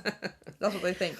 Right. So, as they walk in, we hear clapping, but they're not clapping for Percy, which is a really funny like reveal. They're clapping for Clarice because she just got assigned like head of camp defense or something like that. Yeah. And there's this cute thing where he's like, congratulations. And then he's like, okay, just give me a shut up, Jackson. Which is like very book. There's this awkward moment where they're just looking at each other and he says that. It was great. So then that actually does come from this exact chapter, which is Clarice walking up to him and saying, just because you were cool one time, Jackson, don't think you're off the hook with Ares. I'm still waiting for the right opportunity to pulverize you. And then not the same, but still that's the comparison. Yeah, but he does and think like, smiles. It's good to be back. Well, he smiles and she says, what's that smile for? Or what's that look for? Something like that. And he says, I was just thinking it was good to be back. Yeah. And so that is the same quote unquote scene, just with a more angrier bully Clarice still. Yeah, Clarice. I love that he's like, I'm just glad that my biggest problem for the rest of summer is that you're a bit of a bully. So many other things could go wrong. Yeah. Now we have this talk with Chiron. Okay, and Chiron claims that Sorry, I like Everything Chiron. goes really wrong at this point. I like Chiron, but he's claiming that he's telling him this because he cares about them and is ready to defy the will of the gods to save his heroes. You're telling them this because otherwise Thalia will. Are you serious? Like, if you don't tell them this, do you know who's going to reveal it?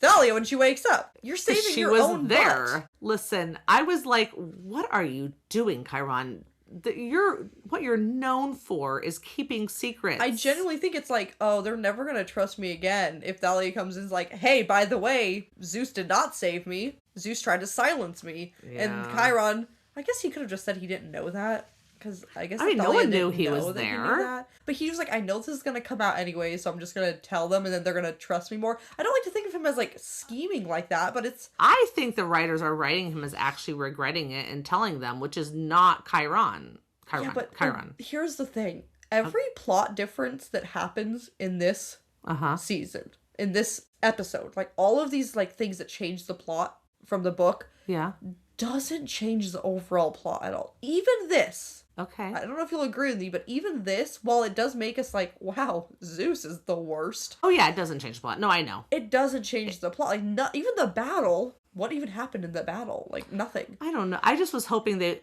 the thing about the battle in book 4 was the fact that they were actually battling in camp, which they'd never done, and that made it a much worse battle. But now they've already battled in camp, so it's kind of like, oh, okay. Well, yeah, I don't know. We'll see what they twist it for monsters. Then. I know. But I'm just like, that's all. I was only bummed about that is because it doesn't happen until book 4, and so. But it's a really short battle. It is a really short battle, and they had hardly any demigods. There wasn't that many people to fight. It seemed dumb. Honestly. It was kind of dumb.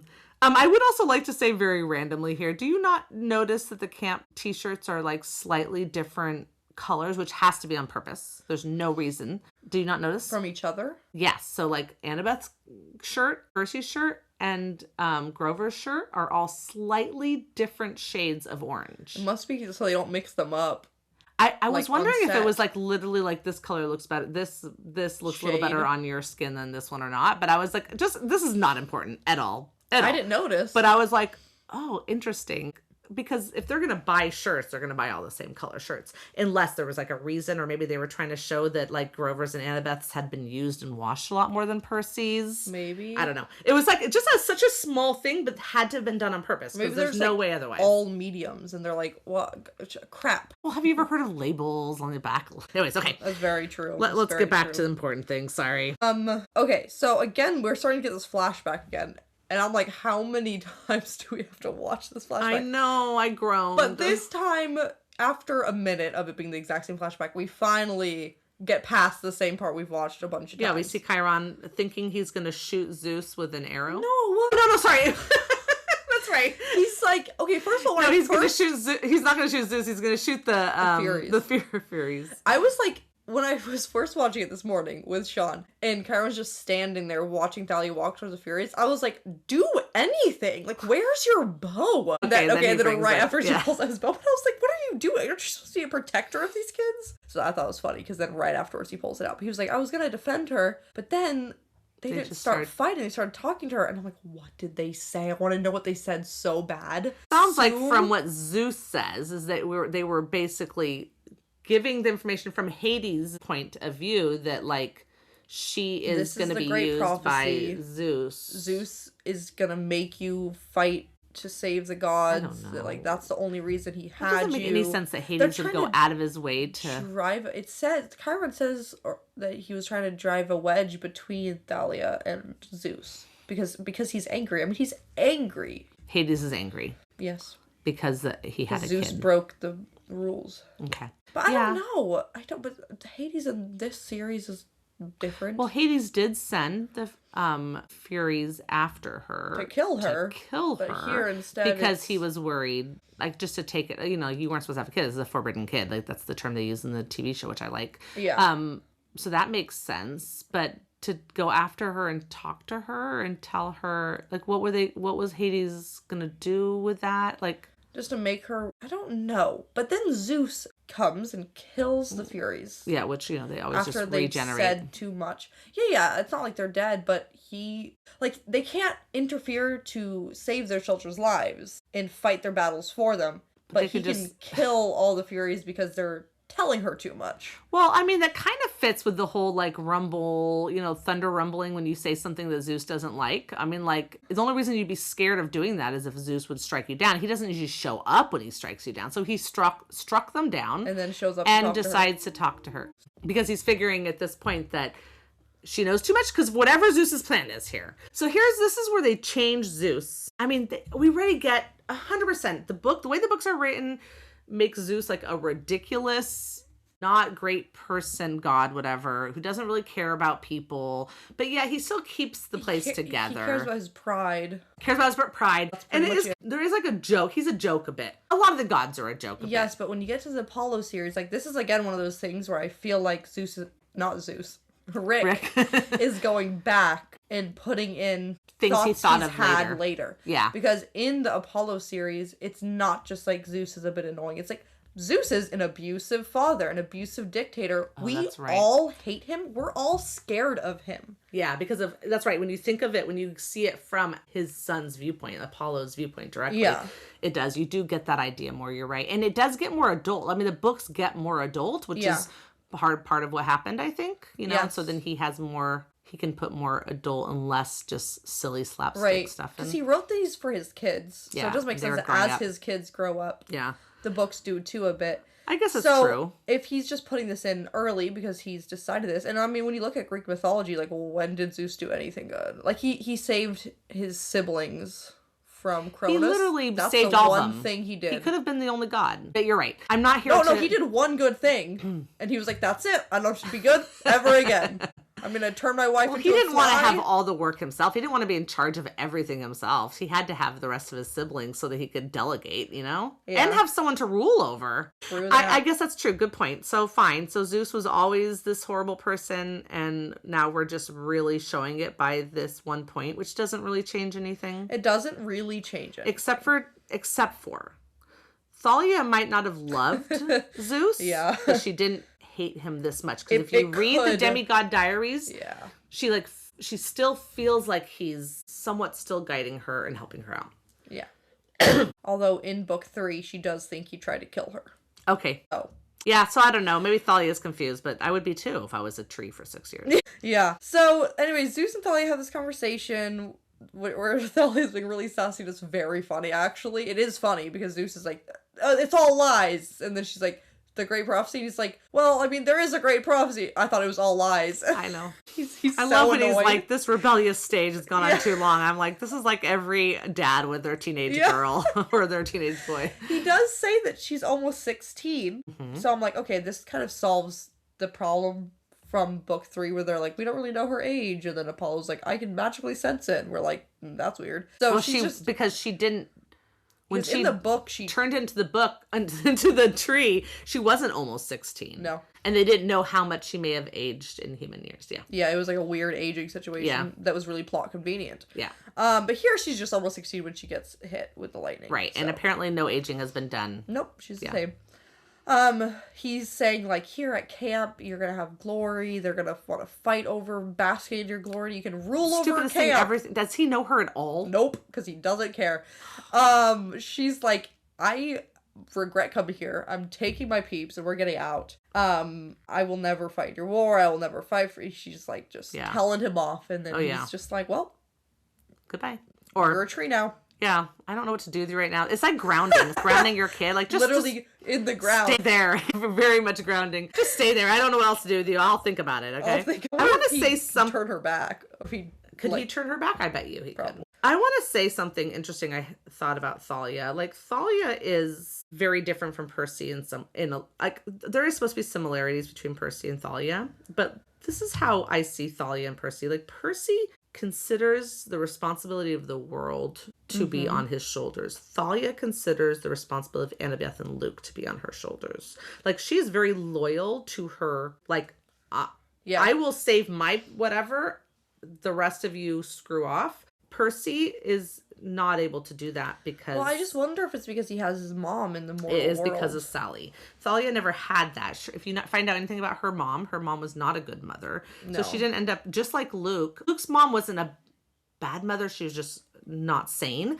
You know what I mean by that? Yeah. Like, still a bad mother, but not like... But yeah. But Thalia's mom was actually, not a good mother. And so both of them didn't have any love. Their relationship was the closest thing to like family. Percy growing up with Sally, who also not just having a mortal mom who loved him, but who also was instilling these values into him. Yeah. And it's an interesting thing if you think about the difference. Anyways, but Thalia's right when she says, this is not me, I'm never gonna, because she just becomes a hunter instead. So she's telling the truth. Yeah. She's not lying. This is true. Anyways, it's crazy that this is what happens. It was definitely shocking. I was a little bit like, okay, fine. I don't know. I was like, was it necessary? There was a lot that went through my head at that time. But I can see how it's like this sets up season 3. That's why I think this is the thing. So why is it set up season 3? Because it sets up all of Thalia's angst and struggles and Luke trying to get her. And it definitely leaves you, the watcher who has not read the books, not knowing which way this is going to go. You could be convinced at this point that Thalia is going to become evil. Yeah, but I just think it really sets up her angst and her feelings. But, if Luke really does, assuming the plot is going to stay the same in the next book, if Luke takes Annabeth and puts her in direct danger for his own evil-doing plans, I think that's going to help Thalia make a decision. Okay, yeah. It's like, okay, so you don't care about us, the 3 of us anymore. You just care about your gains, what you can get from this, and you're willing to kill Annabeth for this. It's going to be interesting seeing how they're going to show this, because, and we can talk about this when we talk about our season 3 predictions, but they start out book 3, so it's a very weird start out. You have no clue what happened in between. Like, Thalia shows up at the end of the book too, like just shows up, oh my gosh, it's Thalia, boom, end of book. All she says, book she says 3, one line. She's like, Thalia, daughter of Zeus, and then the book ends. Right, she introduces herself as daughter of Zeus, which the TV Thalia would never do. And then next thing you know, they're going on this special mission months later in book 3 winter. And all together. So you don't ever get this idea of how Thalia and Percy became even friendly enough to do something like this together. I think we're gonna get that. Yeah. I don't know. I feel like they could show us a little. I can't believe that this ends just like how it ends, and we're never gonna get the rest of that scene. The scene that we're mid. Yeah. It might be it might not like start we were like that, but it might be a flashback. Thalia showing up off the tree in the book. I get it. But this is more intense than that. Well, the doors, when she comes in through those doors, it's just like, wait, no, sorry. Before that,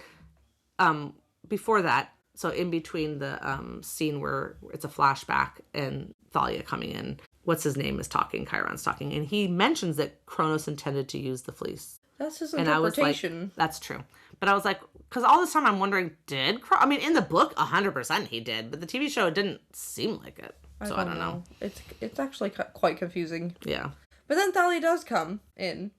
And I was just like, she must be so confused. Yeah. Like, I she woke up. No one was even nice enough to hang around. Like, Annabeth just left her there. Yeah, it's true. Anyways, yeah. She comes storming in. She opens the doors the exact same way it is in the dream. Yep. She sees Annabeth and does recognize her. Mm-hmm. And it's really a really sweet moment. But then she's like, "Where's Luke?" And then she asks like, no "Where's answers, Luke?" Yeah. I'm like, Annabeth.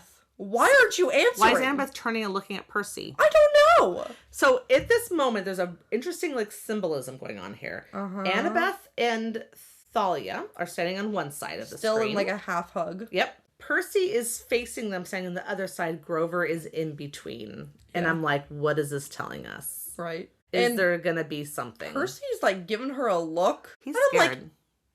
Like, maybe you need to come off less aggressive, Percy. I know, like, right? You don't actually know her. I get that you had this dream, but like maybe like take a deep breath and be like, oh, it's so nice to meet you. I'm Percy. She doesn't know you. Like, she has nothing against you because she doesn't know you. But if you're going to, like, look at her like that. And if Annabeth is going to look at him when she says, where's Luke? Like, Percy personally killed Luke or something. Tyson, okay? No, joking. I was like, what is happening? Annabeth, answer her. Like, I know. Why aren't you answering? Instead, we get a storm because, of course, Zeus is mad. I don't know. Oh, I thought that Thalia was, like... causing the storm? Thalia. Yeah. It's a lot of storm for her. I don't know. I thought that she was like, again, emotions on high. Maybe because normally you don't have a storm in the books. There's not going to be big storms in the camp once the border was. I mean, it was like that when the border was falling, but when the border's up, it's always great weather. Yeah. So I don't know.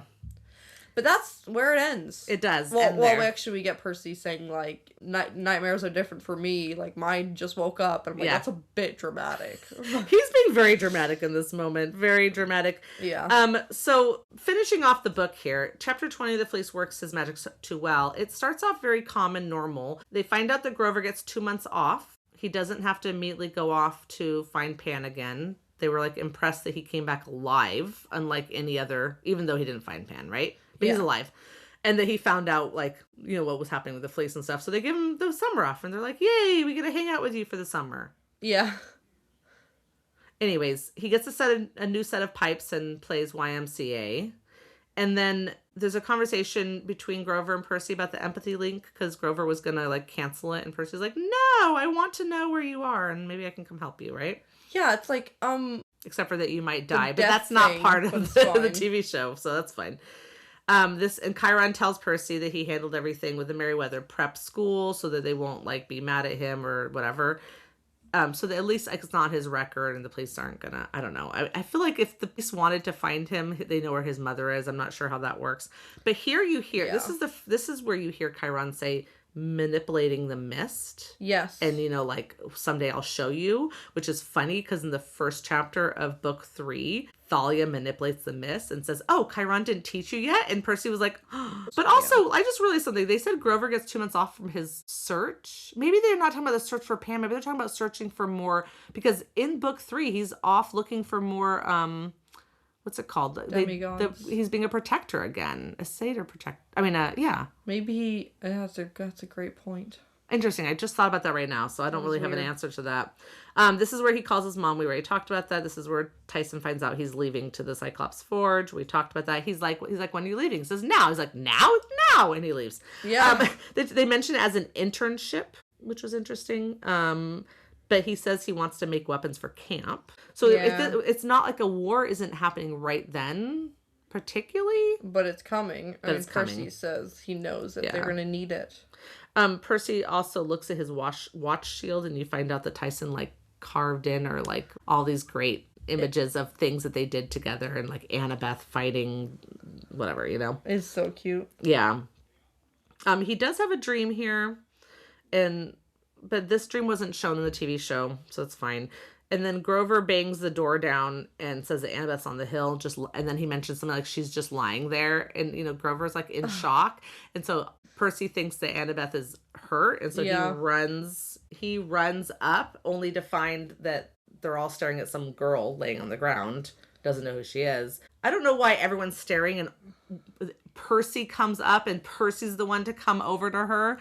Everyone else already knew it was Thalia, and they're all, like, so shocked, I guess. No one helps her up, nothing. Anyways, and then you get the I'm Thalia, Grace. Does she say Grace? I don't think so. I don't think we heard her last name until it's revealed who her brother is. Like, ever. Yeah, it's just, I am Thalia, daughter of Zeus. Yeah. So, yeah, that's how we end the book. Calling him dramatic is, like, also accurate, because the line right before she says, I'm Thalia, Percy thinks I was holding someone who's destined to be my best friend or possibly my worst enemy. So, you know. He's just dramatic. He's a little dramatic. Yeah, so listen, we do end the episode here, but we get this great mid-credit scene. Yep, which is actually just a teaser scene. For season 3. Which everyone is so excited about because the question on whether or not we get to see Percy and Annabeth dance, which is a question that people have had, is right there. Yep, we do get to see them dance, and it's so great and perfect and awkward, and the song choice is amazing. Yes, totally. And I just can't wait to see it. And I have so many questions. I just don't know. Are they going to open up with like, oh, Thalia is just normal and hanging out with us and we're going to rescue kids? I'm so not sure, and we won't know. It does say coming this year, and everybody's like, oh, it's coming this year. And I'm like, guys. Yeah, at the end of the year, probably. This year could just be the same December 12th or whatever that this one came in. It doesn't mean it's coming sooner. Can it be coming sooner? Maybe. Hopefully. Is that possible? They did start filming because they're much more ahead of schedule. Yeah, and season 4 just got greenlit, right? Mm-hmm. And they've been, I don't know if they're done with their filming of season 3, but they've been filming it for sure. Yeah, I mean, obviously. Obviously, There's yeah. a clip of it. Anyways, very exciting. And then we get a real end credit scene, which actually officially does mess up Hilla's and Raina's story. Because I know. I'm like, this is... Now, if we're never going to have the second series of Percy Jackson, then I guess it doesn't matter. I guess. But she's Cersei's just there. Island and Resort is still operating. Somehow the pirates didn't change anything. They made the statues of Percy and Annabeth, which is pretty funny. That was funny. And then she winks at the camera, which is even funnier. Great. I loved this other than the fact... I mean, she's saying this is an accelerated course, so she had to figure out some way to explain this. But anyways, it does mess up, because Hilla's literally still there. It does mess up the whole next series, but the likelihood of them actually getting to the next series, I don't know, is very low. Yeah. These kids are going to be adults. Yeah, they really would have to do it differently. I think. So I don't know. And if they do get to it, then they'll have to just spin something. Also, those books are so much longer. Oh, yeah. So then the seasons might have to be longer, which is great for us, the viewers, but that doesn't take more filming, more time, older they get. So they could do The Lost Hero as a whole TV show, and it's all new characters. Annabeth is there.